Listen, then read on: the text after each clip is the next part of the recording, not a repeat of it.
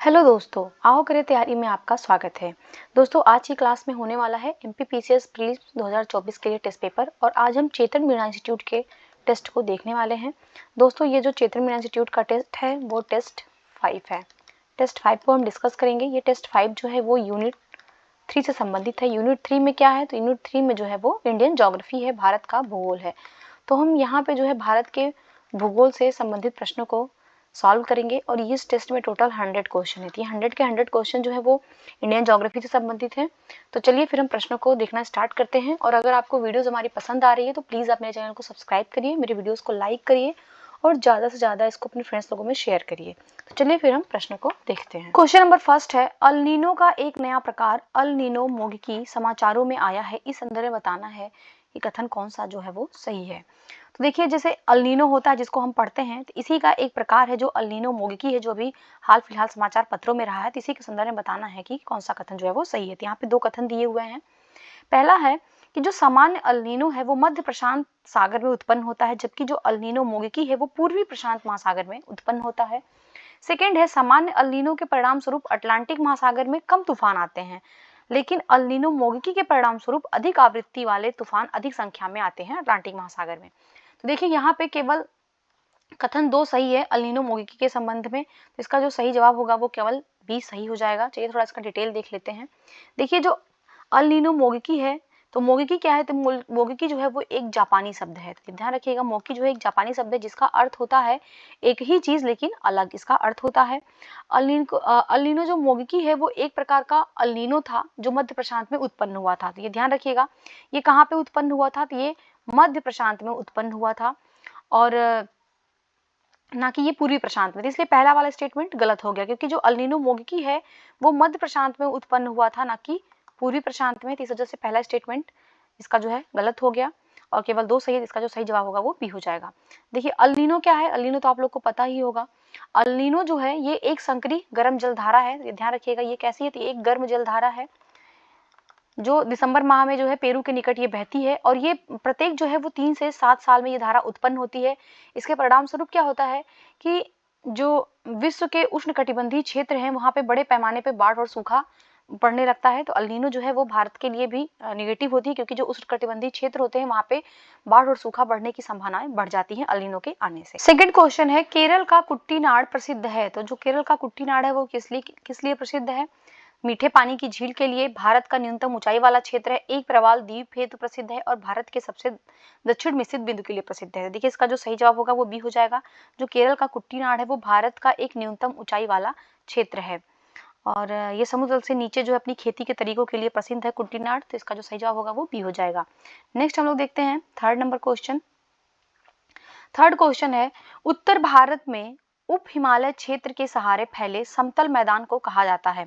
तो उत्तर भारत में जो उप हिमालय क्षेत्र है उसके सहारे जो फैले समतल मैदान है उसको क्या कहा जाता है? तो उसको जो है कहा जाता है भाबर। इसका सही जवाब डी हो जाएगा, भाबर कहा जाता है। भाबर देखिए होता क्या है, तो भाबर जो है वो 8 से 16 किलोमीटर, ये ध्यान रखिएगा, 8 से 16 किलोमीटर एक चौड़ी पट्टी के रूप में स्थित है। इसे पंजाब में भाबर कहा जाता है और असम में इसको जो है वो द्वार कहा जाता है। ये भी ध्यान रखिएगा, कभी कभी क्वेश्चन में पूछा जाता है। इसको जो है पंजाब में भाबर कहते हैं, पंजाब में इसको भाबर कहते हैं, परंतु असम में जो है इसको द्वार कहा जाता है। असम में जो है इसको द्वार कहा जाता है और यहाँ नदियां जो है भूमिगत होकर अदृश्य हो जाती हैं। कि ध्यान रखिएगा, यहाँ पे जो नदियां हैं तो नदियां क्या हो जाती हैं, अदृश्य हो जाती हैं, भूमिगत होकर अदृश्य हो जाती हैं। और ये क्या खेती के लिए उपयुक्त है? तो ध्यान रखिएगा, यहाँ खेती के लिए उपयुक्त नहीं होता है। तो जो उप हिमालय क्षेत्र में उसके समतल के सहारे फैला हुआ मैदान होता है उसको भाबर कहा जाता है। तराई क्या होता है, तराई को भी थोड़ा सा देख लेते हैं। देखिए, ये भाबर के दक्षिण में स्थित होता है, भाबर के दक्षिण में जो है वो तराई स्थित होता है और यहाँ पे जो भाबर में नदियां लुप्त हो गई थी ये यहाँ पे पुनः प्रकट हो जाती हैं। तराई में वो नदियां क्या होती हैं, पुनः प्रकट हो जाती हैं और ये कृषि के लिए बहुत ही उपयुक्त होता है। तो ध्यान रखिएगा, ये कृषि के लिए जो है बहुत उपयुक्त होता है। नेक्स्ट हम लोग क्वेश्चन देखते हैं 4 नंबर क्वेश्चन। अटल टनल से संबंधित निम्नलिखित कथनों पर विचार करना है। तो अटल टनल से संबंधित बताना है कौन सा कथन जो है वो सही है। तो पहला है, इनका निर्माण बीआरओ के द्वारा किया जा रहा है। सेकंड है, यह मनाली और लाहौल स्पीति घाटी को जोड़ती है। थर्ड है, यह हिमालय के पीर पंजाब पर्वत श्रृंखला के मध्य स्थित है। फोर्थ है, यह भारत के लिए सामरिक दृष्टि से महत्वपूर्ण है। तो देखिए, ये अटल टनल से संबंधित यहाँ पे चारों ही कथन जो है वो सही है, तो इसका जो सही जवाब होगा दोस्तों वो डी हो जाएगा। 1 2 3 4 सभी जो है सही है। तो ध्यान रखिएगा अटल टनल क्या है, तो इसका जो निर्माण कर रहा है कौन कर रहा है, बीआरओ कर रहा है। और ये अटल टनल जो है ये मनाली और लाहौल स्पीति को जोड़ता है और ये हिमालय के जो पीर पंजाल पर्वत श्रृंखला है उसके मध्य में स्थित है और ये भारत के लिए जो है सामरिक दृष्टि से महत्वपूर्ण है। नेक्स्ट हम लोग देखते हैं 5 नंबर क्वेश्चन। निम्नलिखित कथनों पर विचार करना है और बताना है कौन सा कथन जो है वो सत्य है। तो यहाँ पे पहला कथन है कि भारत में हिमालय केवल 5 राज्यों में फैला है। और सेकंड है पश्चिमी घाट केवल 5 राज्यों में फैला हुआ है। और थर्ड है पुलिकट झील केवल 2 राज्यों में फैला हुआ है। तो देखिए इसका जो सही जवाब होगा दोस्तों वो बी हो जाएगा सही जवाब। केवल कथन 3 जो है सही है कि जो पुलिकट झील है केवल 2 राज्यों में फैला हुआ है। तो आप कमेंट बॉक्स में बताइएगा वो 2 राज्य कौन से हैं जिसमें जो है पुलिकट झील फैला हुआ है। चलिए नेक्स्ट क्वेश्चन हम लोग देखते हैं, क्वेश्चन नंबर 6। शिवराय पहाड़ियां कहाँ स्थित हैं? तो जो शिवराय पहाड़ियां हैं ये कहाँ पे स्थित हैं? तो ये पहाड़ियां जो हैं ये तमिलनाडु में स्थित है। इसका सही जवाब जो है वो डी हो जाएगा। Next question 7 number. हिमालय में त्रिशूल शिखर के संदर्भ में कौन से कथन जो है सही है? देखिए त्रिशूल शिखर से संबंधित पूछ रहा है। पहला है कि ये उत्तराखंड के बागेश्वर जिले में अवस्थित है। सेकंड है यह चोटी जो है वो 7500 मीटर से भी अधिक ऊंची है। देखिए दोस्तों इसका जो सही जवाब होगा वो केवल एक सही है, तो इसका सही जवाब हो जाएगा। केवल कथन 1 जो है वो सही है। तो त्रिशूल शिखर कहाँ है? तो ये उत्तराखंड के जो हिमालय पर्वत चोटी है उसका वहां पे एक ये 3 पर्वत चोटियों का एक समूह है जिसमें त्रिशूर 1 है, त्रिशूर 2 है, त्रिशूर 3 है। तो ये कहाँ पे है? तो ये उत्तराखंड के बागेश्वर जिले में है। इसकी ऊंचाई कितनी है दोस्तों? तो इसकी जो ऊंचाई है वो 7120 मीटर है। तो ध्यान रखिएगा 7500 मीटर नहीं बल्कि 7120 मीटर है। नेक्स्ट है 8 नंबर क्वेश्चन। निम्नलिखित में से कौन से कथन सही हैं? तो पहला है गलवान नदी का नाम गुलाम रसूल गलवान के नाम पर पड़ा। सेकंड है गुलाम रसूल गलवान एक लद्दाखी खोजकर्ता थे। थर्ड है उन्होंने सर्वोत्तम आप साहित्य नामक एक अंग्रेजी पुस्तक लिखी है। तो देखिए जो गलवान नदी है और ये गलवान नदी कहाँ पे बहती है? तो ये भी ध्यान रखिएगा ये भारत का जो लद्दाख वाला क्षेत्र है वहां पे बहती है। तो ये लद्दाख में बहने वाली नदी है गलवान नदी। और जो अक्साई वाला क्षेत्र है वहां से ये नदी निकलती है और ये श्वेक नदी में जो है ये मिल जाती है गलवान नदी। तो इसका जो नाम रखा गया है वो गुलाम रसूल गलवान के नाम पे ही पड़ा है। बिल्कुल करेक्ट है क्योंकि जो गुलाम रसूल गलवान थे वो उन्होंने ही लद्दाख का खोज किया था, लद्दाखी खोजकर्ता थे वो। और इनकी जो सर्वोत्तम कृति है जो इन्होंने अपना लिखा है इंग्लिश में पुस्तक वो है सर्वोत्तम आप साहित्य। तो यहाँ पे तीनों स्टेटमेंट बिल्कुल करेक्ट है। तो इसका जो सही जवाब होगा दोस्तों देख लेते हैं, इसका जो सही जवाब होगा वो ए इसका सही जवाब हो जाएगा। 1 2 3 तीनों ही जो है वो करेक्ट है। नेक्स्ट है 9 नंबर क्वेश्चन। पालघाट दर्रा निम्नलिखित में से किनके मध्य स्थित है? तो पालघाट दर्रा निम्नलिखित में से किसके मध्य स्थित है बताना है। देखिए ये पालघाट दर्रा जो है ये पश्चिमी घाट में स्थित ये दर्रे हैं। तो ये कहाँ पे स्थित है? तो ये ध्यान रखिएगा ये नीलगिरी और अन्नामलाई पहाड़ियों के मध्य स्थित है। इसका जो सही जवाब होगा दोस्तों वो भी हो जाएगा। पालघाट दर्रा जो है वो नीलगिरी और जो अन्नामलाई पहाड़ियां हैं उनके मध्य स्थित है। नेक्स्ट हम लोग क्वेश्चन देखते हैं 10 नंबर क्वेश्चन। सबसे बड़ा हिमनद निम्नलिखित में से कौन सा है? तो जो सबसे बड़ा ग्लेशियर है वो बताना है हमें। लार्जेस्ट ग्लेशियर कंचनजंगा है, गंगोत्री है, रुंडुन है और केदारनाथ है। तो इसका जो सही जवाब होगा वो बी हो जाएगा। गंगोत्री जो है वो सबसे बड़ा ग्लेशियर है। नेक्स्ट हम लोग देखते हैं 11 नंबर क्वेश्चन। हिमालय में हिम रेखा निम्न के बीच होती है। तो हिमालय में जो हिम रेखा होती है वो किसके बीच होती है? तो देखिए ये वो होती है 4300 से 6000 मीटर पूर्व में। तो सही जवाब इसका जो है वो ए हो जाएगा। नेक्स्ट देखते हैं हम लोग 12 नंबर क्वेश्चन। भारत के दक्कन के पठार पर बेसाल्ट निर्मित लावा शैलों का निर्माण हुआ है।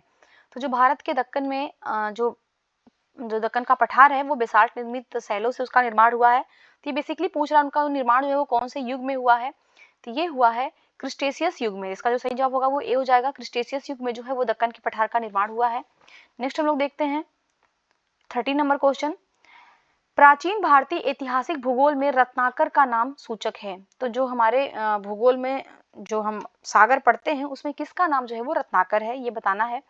अरब सागर का, बंगाल की खाड़ी का, हिंद महासागर का या प्रयागराज में संगम का? देखिए जो रत्नाकर नाम है वो है हिंद महासागर का। तो सही जवाब इसका सी हो जाएगा। नेक्स्ट हम लोग देखते हैं 14 नंबर क्वेश्चन। भारत के निम्नलिखित तटों में से कौन कृष्णा डेल्टा एवं केप कमोरिन के मध्य स्थित है? तो कौन जो है वो कृष्णा डेल्टा और केप कमोरिन के मध्य स्थित है हमें बताना है। तो यहाँ पे कोरोमंडल तट है, मालाबार तट है, उत्तरी सरकार है और कोंकण तट है। तो आपको देखिए बेसिकली क्या बताना है कि कौन जो है वो कृष्णा से लेकर के जो केप कमोरिन है उसके मध्य स्थित है। तो यहाँ पे स्थित है कोरोमंडल तट। इसका जो सही जवाब होगा दोस्तों वो ए हो जाएगा। कोरोमंडल तट है। ये सभी पूर्व तटीय मैदान के भाग हैं जिनको बांटा जाता है। और ये जो कोरोमंडल तट है ये कृष्णा और कावेरी नदियों के बीच स्थित होता है, और जो इसको जो है कोरोमंडल तट को कर्नाटिक तट भी कहा जाता है। नेक्स्ट हम लोग देखते हैं 15 नंबर क्वेश्चन, राम सेतु शुरू होता है, तो राम सेतु का प्रारंभ कहाँ से होता है? तो इसका जो प्रारंभ होता है वो धनुषकोडी से होता है, इसका सही जवाब जो है वो सी हो जाएगा। नेक्स्ट हम लोग देखते हैं 16 नंबर क्वेश्चन। 16 नंबर क्वेश्चन है, कोरी क्रीक अवस्थित है, तो कोरी क्रीक कहाँ पे अवस्थित है? देखिए जो कोरी क्रीक अवस्थित है वो अवस्थित है कच्छ के रण में, इसका सही जवाब जो है वो डी हो जाएगा। कच्छ के रण में, ये कहाँ पे? ये गुजरात में अवस्थित है, और ये जो कोरी क्रीक है वो एक ज्वारी खाड़ी है, वहीं पे जो है ये स्थित है कच्छ के रण में। नेक्स्ट हम लोग क्वेश्चन देखते हैं 17 नंबर क्वेश्चन, भारत का सर्वाधिक आबादी वाला द्वीप है, तो कौन सा द्वीप है जहाँ पे सर्वाधिक आबादी रहती है? माजुली है, अंडमान है, लक्षद्वीप है और सालसेट है। तो इसका जो सही जवाब होगा वो डी हो जाएगा। सालसेट द्वीप में सर्वाधिक आबादी होती है। सालसेट द्वीप में कौन सी आबादी है? तो ध्यान रखिएगा कि जो महाराष्ट्र में ये स्थित है, पहली चीज सालसेट द्वीप कहाँ पे थी? महाराष्ट्र में स्थित है।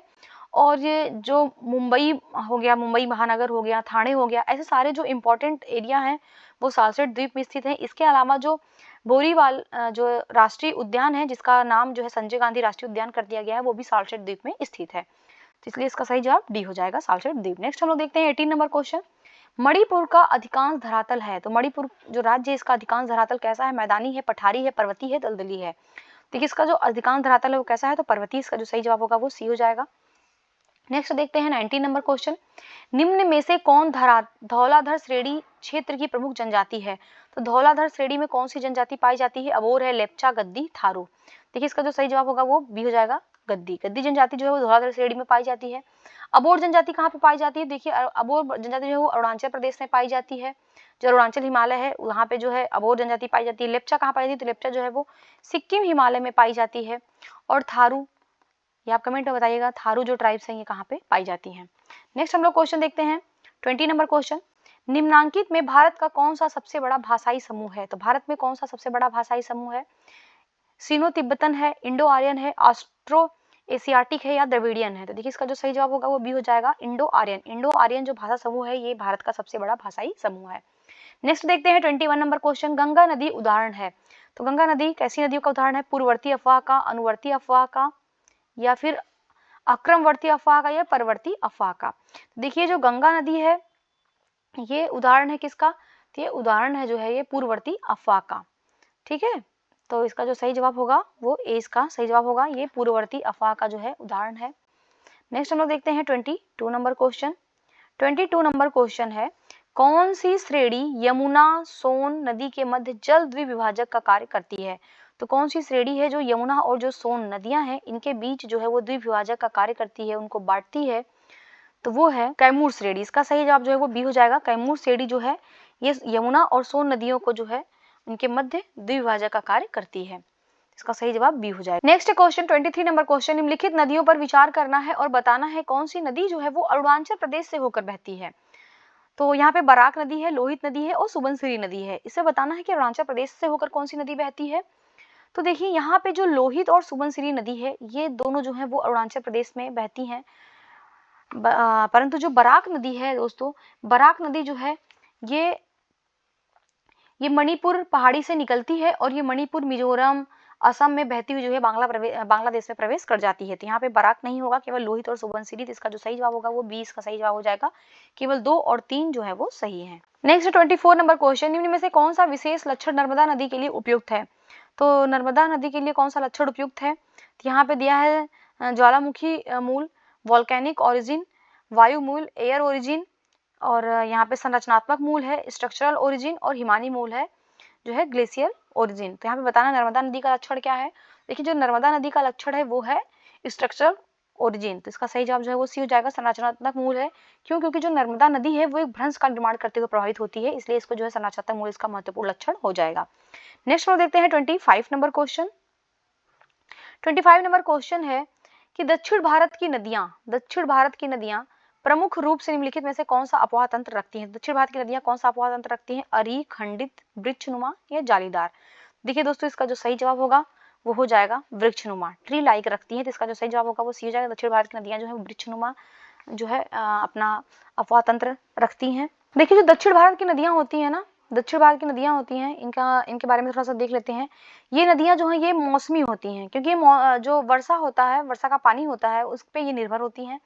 तो ये मौसमी नदियां होती हैं, ये वर्षा पे निर्भर होती हैं, और इनकी जो लंबाई होती है ये भी ध्यान रखिएगा, दक्षिण भारत की नदियों की जो लंबाई होती है, लंबाई इनकी कम होती है और ये छिछली होती हैं।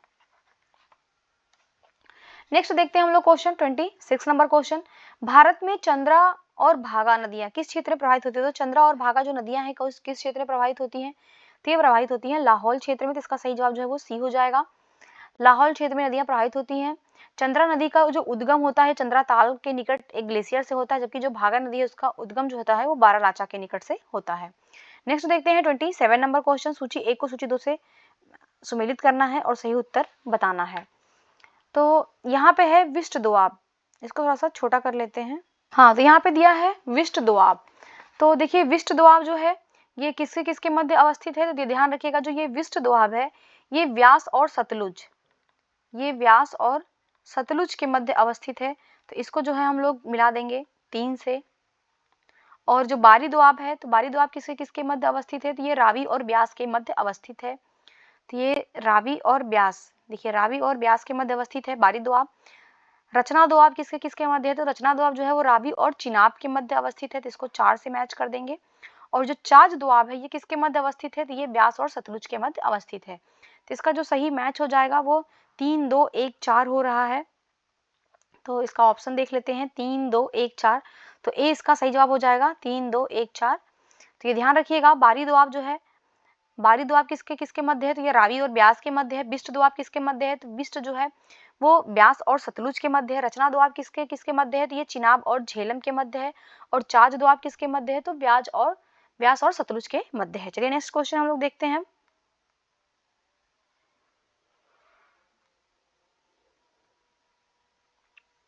नेक्स्ट है 28 नंबर क्वेश्चन। लूनी नदी के संदर्भ में लिखित कथन में से कौन सा कथन जो है वो सही है? लूनी नदी से संबंधित बताना है। तो ये खंबाती खाड़ी में गिरती है, कच्छ की खाड़ी में गिरती है, सिंधु की सहायक नदी में विलीन होती है, या कच्छ के रन में लुप्त हो जाती है। देखिए जो लूनी नदी है ना, लूनी नदी जो है वो कच्छ के रन में लुप्त हो जाती है। इसका जो सही जवाब होगा वो डी हो जाएगा, ये कच्छ के रन में लुप्त हो जाती है। क्यों? क्योंकि लूनी नदी जो है इसका संपर्क जो है वो समुद्र से नहीं होता है। ध्यान रखिएगा, समुद्र से जो है संपर्क नहीं होता है लूनी नदी का। और लूनी नदी जो है ये राजस्थान की नदी है। इसका उद्गम कहाँ से होता है? तो इसका अजमेर के निकट जो अरावली श्रृंखला है वहाँ पे नागा पहाड़ी से इसका उद्गम होता है। ये ध्यान रखिएगा, नागा पहाड़ी से जो है ये नदी निकलती है लूनी नदी। और प्रारंभ में जो है ये सागरमती के नाम से जाना जाता था, परंतु ये पुक्कड़ झील से निकलने वाली इसकी जो सहायक नदी है सरस्वती, इसमें मिलने के बाद इसको जो है लूनी कहा जाता है और ये कच्छ के रन में विलीन हो जाती है। नेक्स्ट हम लोग देखते हैं 29 नंबर क्वेश्चन। निम्नलिखित में से कौन सुमेलित नहीं है? यहाँ पे बताना है कौन सुमेलित नहीं है। यहाँ पे कुछ शहर दिए हुए हैं और कौन सी नदी के तट पे वो स्थित है उनका नाम दिया है। देखिए जो गोरखपुर शहर है ये कहाँ पे स्थित है? ये राप्ती नदी के तट पे स्थित है, बिल्कुल करेक्ट है। ये सूरत जो है वो ताप्ती नदी के तट पे स्थित है, ये बिल्कुल करेक्ट है। जबलपुर जो है वो नर्मदा नदी के तट पे है, ये भी बिल्कुल करेक्ट है। लुधियाना जो है वो रावी नदी के तट पे नहीं है, ध्यान रखिएगा। लुधियाना जो है ये पंजाब में है और ये सतलुज नदी के तट पे है। तो ये जो सतलुज नदी है तो सतलुज नदी के तट पे जो है लुधियाना है, ना कि रावी में। तो ये गलत हो जाएगा, इसलिए सही जवाब जो है वो डी है। पूछ मेरा कौन सुमेलित नहीं है? तो डी वाला जो है सुमेलित नहीं है। नेक्स्ट क्वेश्चन है 30 नंबर क्वेश्चन। निम्नलिखित तिगुओं पर विचार करना है और बताना है कौन जो है वो सुमेलित है। तो यहाँ पे कुछ प्रसिद्ध स्थान दिए हुए हैं और वो कौन सी नदी के तट पे स्थित हैं वो नदी दिया हुआ है। तो देखिए पंढरपुर किस नदी के तट पे स्थित है? तो पंढरपुर जो है वो चंद्रभागा नदी के तट पे स्थित है, बिल्कुल करेक्ट है। पंढरपुर कहाँ पे? तो ये महाराष्ट्र में है। और यहाँ पे जो है प्रसिद्ध मंदिर है किसका? तो ये भगवान विट्ठल और रुक्मिणी का मंदिर है यहाँ पे पंढरपुर में, महाराष्ट्र में। और त्रिचुरापल्ली कहाँ पे है? तो ये जो है ये कावेरी नदी के तट पे स्थित है, ये बिल्कुल करेक्ट है ये।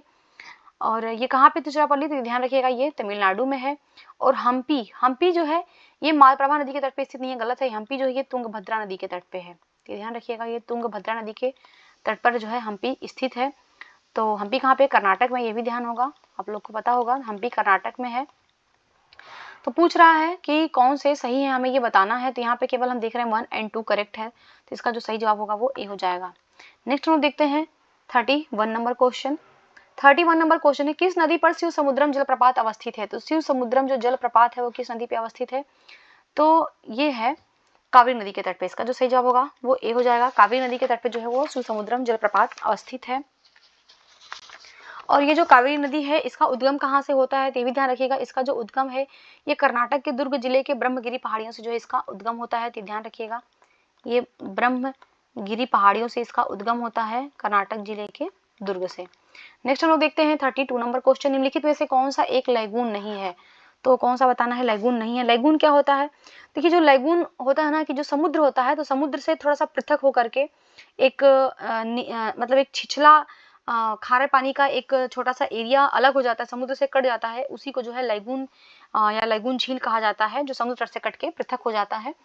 तो यहाँ पे पूछ रहा है कौन लैगून नहीं, तो यहाँ अष्टमुडी झील है, चिल्का झील है, पेरियार झील है और पुलिकट झील है। तो इसका जो सही जवाब होगा वो सी हो जाएगा, पेरियार झील। देखिए पेरियार झील जो है ये एक कृत्रिम झील है, ध्यान रखिएगा। ये जो है ये कृत्रिम झील है और ये लैगून नहीं है। और अष्टमुडी हो गया, चिल्का हो गया, पुलिकट हो गया, ये सभी जो है ये लैगून है, खारे पानी की झील है। नेक्स्ट हम लोग देखते हैं 33 नंबर क्वेश्चन, निम्नलिखित में से कौन दो भारतीय राज्यों की साझेदारी वाली झील है, तो कौन सी झील है जो दो राज्यों की भागीदारी पे है, ये है पुलिकट झील। इसका जो सही जवाब है वो डी हो जाएगा। पुलिकट झील जो है कौन कौन से राज्यों की साझेदारी है इसमें, तो ये ध्यान रखिएगा, ये आंध्र प्रदेश और तमिलनाडु। तो ये आंध्र प्रदेश और तमिलनाडु की जो है सीमा पर अवस्थित है।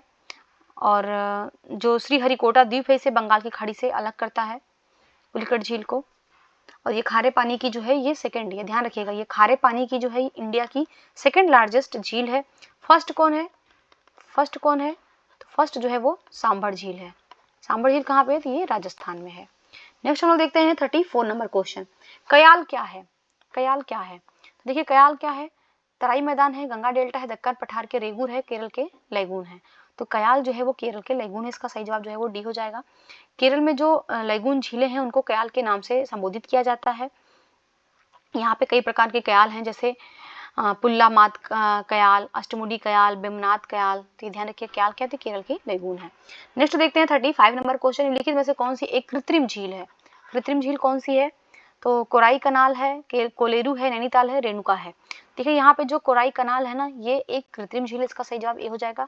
ये तमिलनाडु में स्थित है और ये माननिर्मित झील है। और ये कैसी झील है, तो ये भी ध्यान रखिएगा, ये जो है ये ताजे पानी की झील है। तो ये ताजे पानी की जो है वो झील है कोराई कनाल। नेक्स्ट हम लोग देखते हैं 36 नंबर क्वेश्चन, निम्नलिखित में से कौन भारत की सबसे बड़ी मीठे पानी की झील है। तो सबसे बड़ी मीठे पानी की झील कौन सी है, कोलेरू है, वुलर है, नल सरोवर है और सांबर है। तो देखिए सबसे बड़ी मीठे पानी की झील कौन सी है, तो वुलर झील है, इसका सही जवाब जो है वो बी हो जाएगा। और ये जो है आयतन की दृष्टि से जो है भारत की सबसे बड़ी है, ध्यान रखिएगा। जो वुलर झील है ये आयतन की दृष्टि से जो है ये सबसे बड़ी है। अगर हम एरिया वाइज देखें, क्षेत्रफल वाइज देखें, तो सबसे बड़ी झील कौन सी है, सबसे बड़ी जो झील है वो कोलेरू झील है। तो ये भी ध्यान रखिएगा, सबसे बड़ी जो है कोलेरू झील है, ये कहाँ पे है, तो ये आंध्रा में है कोलेरू झील। सांभर हमने पीछे डिस्कस ही किया है, ये राजस्थान में है और ये सबसे बड़ी जो है खारे पानी की झील है। नेक्स्ट हम देखते हैं 37 नंबर क्वेश्चन, दक्षिण पश्चिम मानसून काल में निम्नलिखित स्थानों में से सबसे कम वर्षा कहाँ पे होती है। तो सबसे कम वर्षा जो है दक्षिण पश्चिम मानसून में कहाँ पे होती है, तो यहाँ पे कोलकाता दिया है, मंगलौर दिया है, चेन्नई दिया है, दिल्ली दिया है। देखिए ऑप्शन में ही लग रहा है चेन्नई, इसका सही जवाब जो है सी हो जाएगा। चेन्नई जो है तमिलनाडु में, क्यों, क्योंकि तमिलनाडु में जो वर्षा होती है वो लौटते हुए मानसून से होती है। तो यहाँ पे वर्षा देखिए अधिकतर जो होती है वो अक्टूबर नवंबर में, यहाँ पे वर्षा जो होती है वो अक्टूबर नवंबर में होती है। और यहाँ पे जो दक्षिण पश्चिम मानसून से वर्षा नहीं होती, इसलिए इसका जो सही जवाब होगा दोस्तों वो सी हो जाएगा। नेक्स्ट हम देखते हैं 38 नंबर क्वेश्चन, चेरापूंजी अवस्थित है। चेरापूंजी कहाँ पे अवस्थित है, नागा पहाड़ियों में, गारो पहाड़ियों में, खासी पहाड़ियों में और जयंतिया पहाड़ियों में। तो जो चेरापूंजी अवस्थान है जहाँ पे सबसे अधिक बारिश होती है, मेघालय राज्य में है ये चेरापूंजी, भी ध्यान रखिएगा, ये मेघालय राज्य में है और ये खासी पहाड़ियों में स्थित है, इसलिए इसका सही जवाब जो है वो सी हो जाएगा। नेक्स्ट देखते हैं 39 नंबर क्वेश्चन, आम्र वर्षा संबंधित है। जो मैंगो रेन होता है, मैंगो शावर होता है, वो किससे संबंधित है, तो ये आम की बौछार से, आम का टपकना से, आम की फसल से, इनमें से कोई नहीं है। देखिए जो आम्र वर्षा होती है ये आम की फसल से संबंधित है, इसका सही जवाब जो है वो सी हो जाएगा। आम्र वर्षा जो है ये कहाँ पे होता है, तो कर्नाटक और केरल में होता है, ये भी ध्यान रखिएगा, ये कर्नाटक और केरल, कर्नाटक एंड केरल में होता है। और ये प्री मानसून होता है, ये भी ध्यान रखिएगा, जो मानसून के पूर्व की ही ये फुहार होती है और ये आम की फसल के लिए बहुत ही लाभकारी होती है। और ये वर्षा कब होती है, तो ये भी ध्यान रखिएगा कि अप्रैल माह में होती है, इसलिए इसको जो है आम्र वर्षा कहा जाता है। नेक्स्ट हम लोग देखते हैं 40 नंबर क्वेश्चन, भारत की सर्वाधिक वर्षा मुख्यतः प्राप्त होती है। तो जो भारत में वर्षा होती है सर्वाधिक किस मानसून से प्राप्त होती है, उत्तर पूर्वी से, दक्षिण पश्चिम से, वापिस होते मानसून से, संवहनी वर्षा से। तो देखिए सबसे अधिक बारिश जो भारत में होती है वो दक्षिण पश्चिम मानसून से होती है, इसका जो सही जवाब होगा वो बी हो जाएगा। तो ITCZ जो है एक निम्न वायुदाब पेटी होती है, निम्न वायुदाब क्षेत्र होता है। तो ये कहाँ पे है, ITCZ inter tropical convergence zone, तो ये कहाँ पे होता है, तो देखिए ये भूमध्य रेखा पे होता है, तो इसलिए इसका जो सही जवाब होगा वो डी हो जाएगा। ITCZ कहाँ पे होता है, तो ये भूमध्य रेखा पे होता है, और एक ये जो है निम्न वायव्य पेटी होती है। नेक्स्ट हम लोग क्वेश्चन देखते हैं 42 नंबर क्वेश्चन, तमिलनाडु में मानसून के सामान्य महीने कौन से हैं। तो देखिए अभी हमने पीछे डिस्कस किया, तमिलनाडु में जो है लौटते हुए मानसून से बारिश होती है, और ये बारिश कब होती है, तो ये बारिश जो है वो नवंबर दिसंबर में होती है। वैसे तो अक्टूबर से दिसंबर के बीच में होती है, लेकिन यहाँ पे ऑप्शन में करेक्ट नहीं है, तो यहाँ इसका जो सही जवाब होगा वो नियरेस्ट हो जाएगा सी, नवंबर दिसंबर में जो है तमिलनाडु में बारिश होती है। नेक्स्ट हम लोग देखते हैं 43 नंबर क्वेश्चन, भारत में ग्रीष्मकालीन मानसून के प्रवाह की सामान्य दिशा है। देखिए जो भारत में ग्रीष्मकालीन मानसून होता है उसकी सामान्य जो दिशा होती है वो कौन सी दिशा होती है, तो ये दक्षिण पश्चिम से लेकर के उत्तर पूर्व होता है, तो इसका जो सही जवाब होगा दोस्तों वो डी हो जाएगा। दक्षिण पश्चिम मानसून जो हमारा होता है इसकी दिशा जो है वो दक्षिण पश्चिम से हो करके जो है दक्षिण पश्चिम से हो करके ये उत्तर पूर्व की तरफ जो है इसकी दिशा होती है। नेक्स्ट है 44 नंबर क्वेश्चन, निम्नलिखित में से कौन सा कारण भारत के उत्तर पश्चिमी भाग में शीत ऋतु में होने वाली वर्षा के लिए उत्तरदायी है। तो शीत ऋतु में होने वाली वर्षा के लिए उत्तरदायी है कौन, तो देखिए वो है पश्चिमी विक्षोभ, इसका सही जवाब सी हो जाएगा पश्चिमी विक्षोभ, जिसको हम लोग जो है वेस्टर्न डिस्टर्बेंस कहते हैं, तो इसी कारण जो है शीत ऋतु में बारिश होती है। नेक्स्ट हम लोग देखते हैं क्वेश्चन 45 नंबर क्वेश्चन, भारत के उत्तर पश्चिमी मैदान में पश्चिमी विक्षोभ से जाड़े में होने वाली वर्षा की मात्रा कम से कम होती जाती है। जो ठंडियों में जो बारिश होती है पश्चिमी एरिया में वो पश्चिमी विक्षोभ के कारण होती है, और वो बारिश जो है वो जो पश्चिम से पूर्व की ओर बढ़ती है तो उसकी मात्रा में कमी होती है, तो इसका जो सही जवाब होगा वो बी हो जाएगा, पश्चिम की पूर्व की तरफ जो है पश्चिम से पूर्व की ओर बढ़ने पर जो है वर्षा की मात्रा कम हो जाती है। नेक्स्ट हम लोग देखते हैं 46 नंबर क्वेश्चन, यहाँ पे देखिए कथन कारण से संबंधित सवाल है। तो पहला है कि भारत के उत्तरी मैदान में जाड़े में कुछ वर्षा होती है, सेकेंड है जाड़े में उत्तर पूर्वी मानसून सक्रिय होता है। तो देखिए अभी हमने पीछे डिस्कस किया कि जो उत्तरी मैदान में जो जाड़े में कुछ वर्षा होती है ये बिल्कुल करेक्ट है, और जो जाड़े में उत्तर पूर्वी मानसून सक्रिय होता है ये भी सही है। देखिए यहाँ पे स्टेटमेंट दोनों करेक्ट हैं, परंतु इसका कारण सही नहीं है, इसलिए इसका जो सही जवाब होगा वो बी हो जाएगा। कथन ए और आर दोनों सही है परंतु व्याख्या नहीं कर रहा है, क्योंकि जो भारत के उत्तरी मैदानों में जो जाड़े में कुछ वर्षा होती है अभी हमने पीछे इसको देखा, ये वेस्टर्न डिस्टर्बेंस के कारण होती है, ना कि जो है ये उत्तर पूर्वी मानसून के कारण होती है, और उत्तर पूर्वी मानसून जो होता है वो जाड़े में सक्रिय होता है, ये भी बिल्कुल सही कथन है। नेक्स्ट हम लोग देखते हैं 47 नंबर क्वेश्चन, किस वृक्ष को मरुस्थल का राजा कहा जाता है। तो मरुस्थल का राजा किसे कहा जाता है, तो ये खिजड़ी वृक्ष को कहा जाता है, इसका जो सही जवाब होगा वो बी हो जाएगा, खिजड़ी वृक्ष को जो है मरुस्थल का राजा कहा जाता है। नेक्स्ट है 48 नंबर क्वेश्चन, निम्नलिखित में से किस राज्य के वनों का वर्गीकरण अर्ध उष्णकटिबंधीय के रूप में किया जाता है। तो अर्ध उष्णकटिबंधीय के रूप में वर्गीकरण मध्य प्रदेश के वनों का किया जाता है, इसका जो सही जवाब होगा वो ए हो जाएगा। और ये जो उष्णकटिबंधीय शुष्क पर्णपाती वन के रूप में इनको जाना जाता है, या इनको अर्ध उष्णकटिबंधीय वन कहा जाता है, और इसमें जो है मध्य प्रदेश के अधिकांश भाग इसी भाग में शामिल होते हैं। नेक्स्ट हम देखते हैं 49 नंबर क्वेश्चन, निम्नलिखित में से कौन सा वृक्ष समुद्र तल से सर्वाधिक ऊंचाई पर पाया जाता है। तो समुद्र तल से सर्वाधिक ऊंचाई पर कौन सा वृक्ष पाया जाता है, तो देवदार पाया जाता है, इसका जो सही जवाब होगा वो सी हो जाएगा। नेक्स्ट देखते हैं 50 नंबर क्वेश्चन, पश्चिमी हिमालय के प्रमुख संसाधन है। तो पश्चिमी हिमालय के प्रमुख संसाधन क्या है, तो यहाँ पे जो है वो वन है, इसका सही जवाब ए हो जाएगा, वन जो है ये पश्चिमी हिमालय के प्रमुख संसाधन है। नेक्स्ट क्वेश्चन 51, बॉक्साइट अयस्क है। तो बॉक्साइट किसका अयस्क है, शीशे का, जस्ते का, तांबे का, एल्यूमिनियम का, जिसका जो सही जवाब होगा वो बी हो जाएगा, एल्यूमिनियम का अयस्क जो है वो बॉक्साइट है। और बॉक्साइट जो है इसका रंग जो है वो लोहांस की मात्रा के आधार पर सफेद और गुलाबी होता है, तो ये भी ध्यान रखिएगा। नेक्स्ट देखते हैं 52 नंबर क्वेश्चन, वेलाडीला खान जो है वो किस खनिज से संबंधित है। देखिए जो वेलाडीला खान है ये पहली चीज कहाँ पे है, तो ये ध्यान रखिएगा, ये जो है वो छत्तीसगढ़ राज्य में स्थित है, छत्तीसगढ़ राज्य में स्थित है, और ये लौह अयस्क की खान है, तो इसका सही जवाब जो है वो ए हो जाएगा। नेक्स्ट हम लोग देखते हैं 53 नंबर क्वेश्चन, भारत में लौह अयस्क के निम्नलिखित प्रकारों में सर्वाधिक भंडार किसका है। तो भारत में जो लौह अयस्क पाया जाता है इसमें सर्वाधिक प्रकार किसका है, तो इसमें देखिए हेमेटाइट का, इसका जो सही जवाब होगा वो ए हो जाएगा, हेमेटाइट का है। लोहे के प्रकार है ये सभी, हेमेटाइट, मैग्नेटाइट, सिडेराटाइट और लिमोनाइट।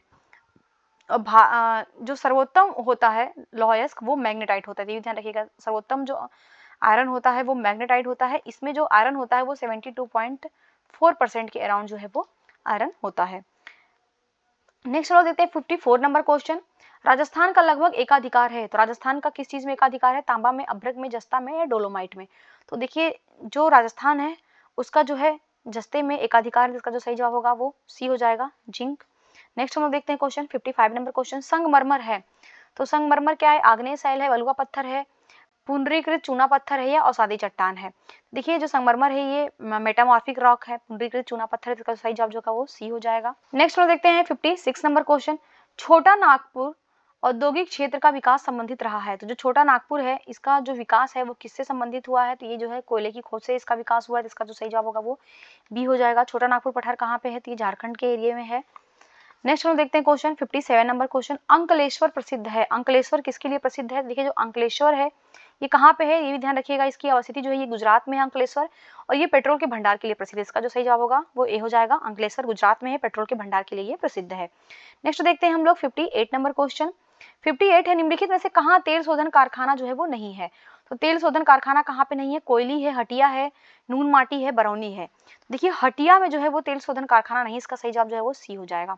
नेक्स्ट देखते हैं 59 नंबर क्वेश्चन, क्वार्टजाइट कांतरित होता है। तो क्वार्टजाइट जो है वो किससे बनाया जाता है, तो ये बलुआ पत्थर से बनाया जाता है, इसका जो सही जवाब होगा वो बी हो जाएगा। नेक्स्ट हम लोग देखते हैं 60 नंबर क्वेश्चन, जादूगोड़ा प्रसिद्ध है। देखिए जादूगोड़ा किस लिए प्रसिद्ध है, तो जादूगोड़ा जो है ये यूरेनियम के लिए प्रसिद्ध है, इसका सही जवाब जो है डी हो जाएगा, यूरेनियम के लिए प्रसिद्ध है जादूगोड़ा की खान। और जादूगोड़ा कहाँ है, ये ध्यान रखिएगा, जादूगोड़ा जो है ये झारखंड जिले के जो सिंहभूम सॉरी झारखंड राज्य का जो सिंहभूम वाला जिला है वहां पे जादूगोड़ा की खान पाई जाती है जो यूरेनियम से संबंधित है। नेक्स्ट हम देखते हैं 61 नंबर क्वेश्चन, वनस्पति जलवायु का सूचक है, ये कथन संबंधित है। तो वनस्पति जो होता है वो जलवायु का सूचक होता है, कथन किसका है, तो कथन जो है कोपेन का है, सही जवाब जो है उसका बी हो जाएगा। 62 नंबर क्वेश्चन देखते हैं, एल नीनो बनता है। अभी हमने सबसे फर्स्ट वाले क्वेश्चन में ही एल नीनो देखा था। एल नीनो कैसी है, तो ये गर्म जलधारा है जो पेरू के निकट जो है बनती है, ये 3 से 7 साल में बनती है। जो उष्णकटिबंधीय वाले एरिया होते हैं वहाँ पे जो है ये सूखा बाढ़ का कारण बनती है।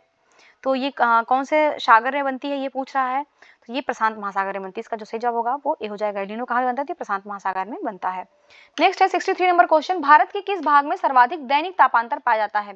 तो दैनिक तापांतर जो सुबह का टेम्परेचर शाम का टेम्परेचर कहाँ पे मैक्सिमम डिफरेंस होता है, पूरी तटीय प्रदेश है, छत्तीसगढ़ मैदान के आंतरिक क्षेत्र है, अंडमान द्वीप है और राजस्थान के मरुस्थलीय क्षेत्रों में। तो देखिए ऑप्शन से ही लग रहा है जो राजस्थान का मरुस्थलीय क्षेत्र है यहाँ पे सर्वाधिक दैनिक तापांतर होगा, तो इसका सही जवाब जो है वो डी हो जाएगा। नेक्स्ट देखते हैं 64 नंबर क्वेश्चन, कोपेन ने भारत के विशाल मैदान की जलवायु के लिए निम्नलिखित में से कौन से शब्दों का प्रयोग किया है।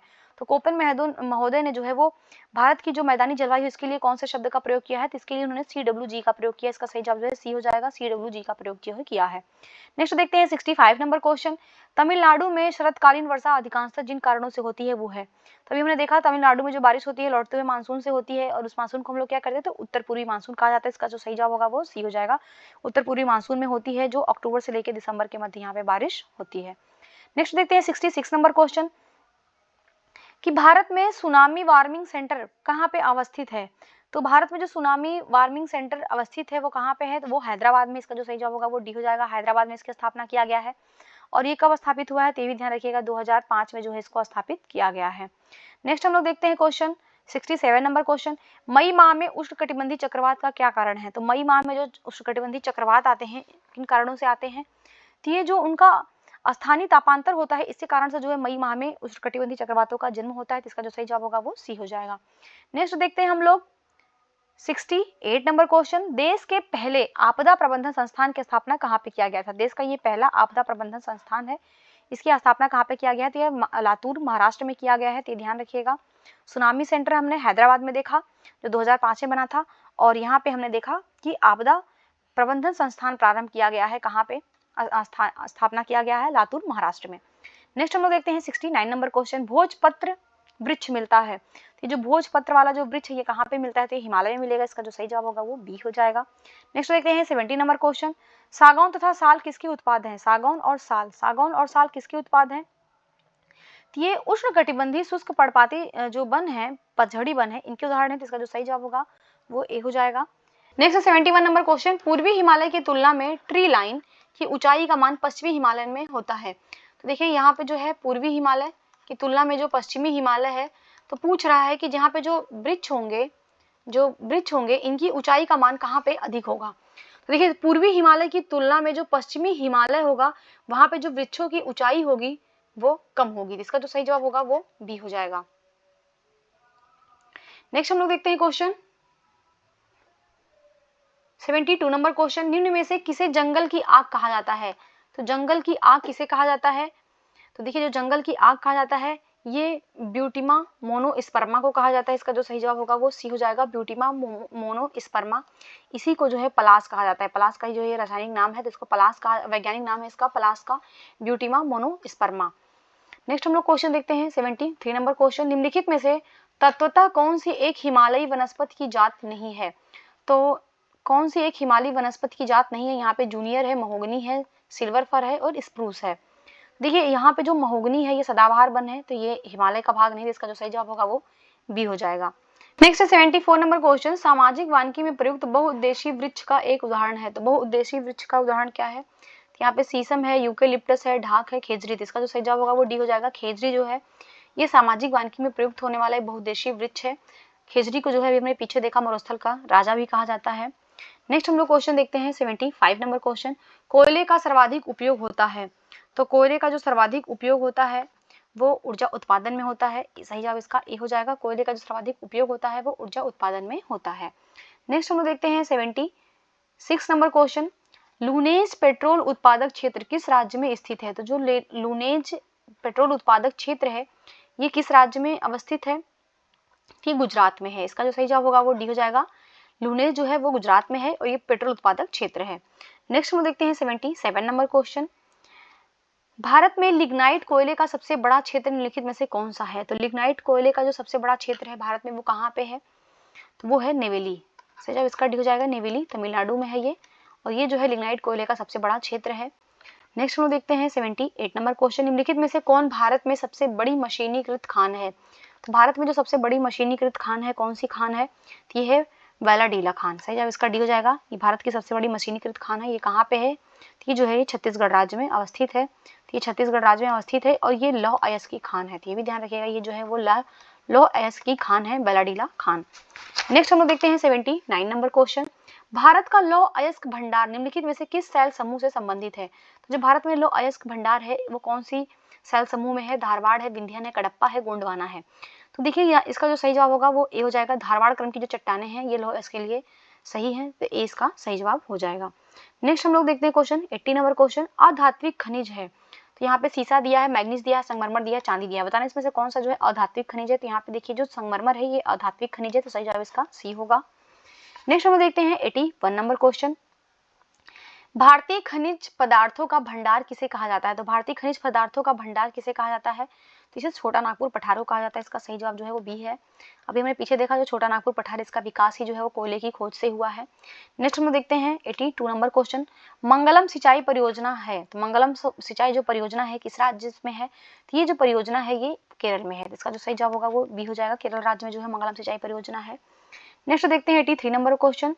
इंदिरा गांधी नहर का निर्माण कार्य 1958 से प्रारंभ हुआ और इसका उद्गम है। तो जो इंदिरा गांधी नहर है इसका कार्य जो है प्रारंभ हुआ 1958 से, और ये जो इंदिरा गांधी नहर है इसका उद्गम कहाँ से होता है? तो इसका उद्गम होता है सतलुज नदी पर हरिके बांध से। इसका जो सही जवाब होगा वो डी हो जाएगा। सतलुज नदी पे जो हरिके बांध है वहां से इंदिरा गांधी नहर का उद्गम हुआ है। और ये किस राज्यों में है? तो ये भी ध्यान रखिएगा, ये राजस्थान और पंजाब राज्यों में जो इंदिरा गांधी नहर है। नेक्स्ट हम लोग देखते हैं क्वेश्चन 84 नंबर क्वेश्चन। हरियाली योजना संबंधित है। तो हरियाली जो योजना है किसे संबंधित है? मृदा प्रबंधन से, कमल प्रबंधन से, वायु प्रबंधन से, जल प्रबंधन से। तो ध्यान रखिएगा, कंफ्यूज मत करिएगा, मृदा प्रबंधन मत मारिएगा। हरियाली योजना जो ये जल प्रबंधन से संबंधित है। इसका जो सही जवाब होगा वो डी हो जाएगा। नेक्स्ट देखते हैं 85 नंबर क्वेश्चन। कावेरी नदी के जल बंटवारे का विवाद किन राज्य या संघ क्षेत्रों से संबंधित है? तो जो कावेरी नदी है इसका जो जल बंटवारा है किन किन राज्यों को लेकर के है? देखिए तो जो कावेरी नदी जल विवाद है इसमें टोटल 4 राज्य हैं, मतलब कह सकते हैं 3 राज्य और एक जो है यूटी है। तो इसमें जो है तमिलनाडु है, इसके अलावा जो है कर्नाटक है, केरल है और पांडिचेरी है। तो इसका देख लेते हैं, इसका जो सही जवाब होगा दोस्तों वो डी इसका सही जवाब होगा। डी इसका सही जवाब होगा। जो कावेरी जल बंटवारा है वो तमिलनाडु, कर्नाटक, केरल और पांडिचेरी के मध्य है। नेक्स्ट हम देखते हैं 86 नंबर क्वेश्चन। कालपोंग जल विद्युत परियोजना, कालपोंग जल विद्युत परियोजना किस राज्य में अवस्थित है? देखिए जो कालपोंग जल विद्युत परियोजना है अंडमान और निकोबार द्वीप समूह में अवस्थित है। इसका जो सही जवाब होगा वो ए हो जाएगा। नेक्स्ट है 87 नंबर क्वेश्चन। उड़ान एक गैस आधारित शक्ति परियोजना है। उड़ान एक गैस आधारित शक्ति परियोजना है, ये कहाँ पे है उड़ान परियोजना जो कि गैस आधारित शक्ति परियोजना है? तो ये है महाराष्ट्र में। इसका सही जवाब जो है वो सी होगा। महाराष्ट्र राज्य में है उड़ान परियोजना। नेक्स्ट देखते हैं 88 नंबर क्वेश्चन, पश्चिम बंगाल में राष्ट्रीय ताप ऊर्जा कारपोरेशन द्वारा सुपर ताप विद्युत उत्पादन केंद्र स्थापित है। तो पश्चिम बंगाल में राष्ट्रीय ताप ऊर्जा कारपोरेशन द्वारा जो सुपर ताप विद्युत उत्पादन केंद्र है वो कहाँ पे स्थापित है, तो वो है फरक्का में। इसका जो सही जवाब होगा वेस्ट बंगाल फरक्का में है। नेक्स्ट देखते हैं 89 नंबर क्वेश्चन, अधोलिखित में से कौन एक जो है वो सुमेलित नहीं है, तो ये कैगा कहाँ पे है, तो देखिए कैगा जो कर्नाटक में है, और रावत भाटा कहाँ पे है, तो रावत भाटा जो है राजस्थान में है। पुष्पांजल कहाँ पे है, देखिए पुष्पांजल जो है तमिलनाडु में है। एन्नौर कहाँ पे है, देखिए एन्नौर जो है ये मेघालय में नहीं है, गलत है।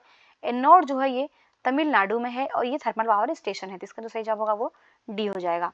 नेक्स्ट हम देखते हैं 90 नंबर क्वेश्चन, मीठी विरडी परमाणु ऊर्जा संयंत्र निम्नलिखित में से किस देश के सहयोग से स्थापित किया जाएगा। जो मीठी विरडी परमाणु ऊर्जा संयंत्र है ये यूएसए के सहयोग से स्थापित किया जाएगा, इसका जो सही जवाब होगा वो ए हो जाएगा। ये यूएसए के सहयोग से इसको कहाँ पे स्थापित किया जाएगा, तो इसको जो है गुजरात राज्य में स्थापित किया जाएगा।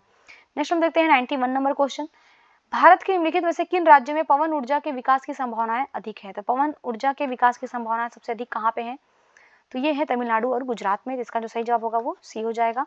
नेक्स्ट देखते हैं 92 नंबर क्वेश्चन, 100% सौर ऊर्जा पर चलने वाला भारत का पहला केंद्र शासित प्रदेश, तो कौन सा केंद्र शासित प्रदेश है जो 100% जो है वो सोलर एनर्जी पे चल रहा है, तो वो है दीव। इसका सही जवाब जो है वो बी हो जाएगा।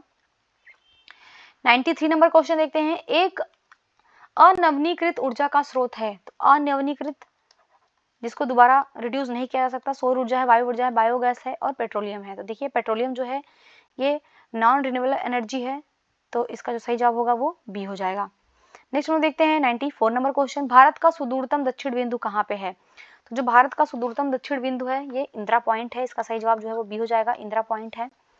नेक्स्ट देखते हैं 95 नंबर क्वेश्चन, निम्नलिखित में से भारत के किस राज्य की सीमा म्यांमार से नहीं लगती है।